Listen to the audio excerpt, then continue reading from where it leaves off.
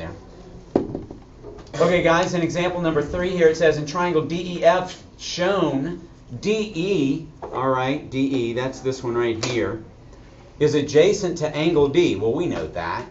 You know the length of the hypotenuse, that's this one right here. To find the value of x, use, well, it tells us what to use, but why would I use cosine for this one? Why would I use cosine for this one? Why not sine? Can anyone tell me why I would use cosine and not sine or tangent?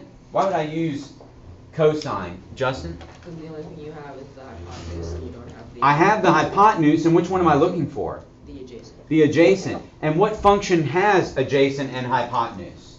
Which one, Ethan? So, ka, to, wa. Which one has adjacent and hypotenuse, Simon?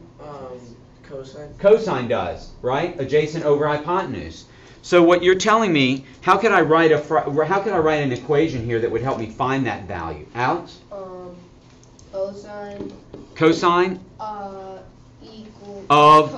Cosine of x. Not of x. Cosine of what, Teddy? 41. 41 degrees, right, is equal to what? Alex, coming back to you now. That's equal to... No calculator. Okay. That's... I'm trying to set up an equation so I can find out what x equals, right? Who can tell me what that should say? Cosine of 41 is equal to what, Fritz?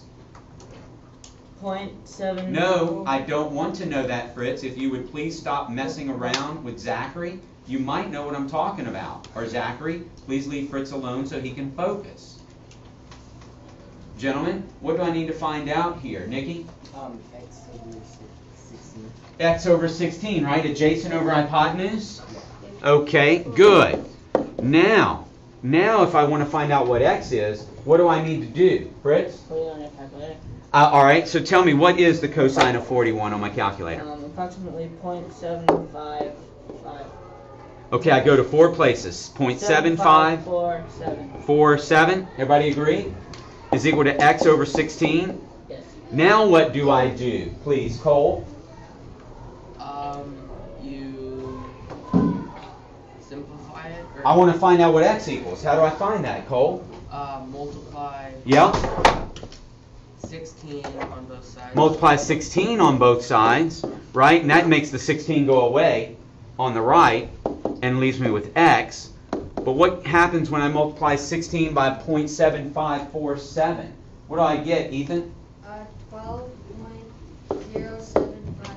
12.0752. Now this problem didn't tell us where to round, so we'll just leave it at 12.0752. So now we know what x equals. Okay? We used cosine to find it. And we used cosine to find it because we had the adjacent and the hypotenuse to 41. Okay? Make sense? All right. Good job, guys. I'll see you at the next example.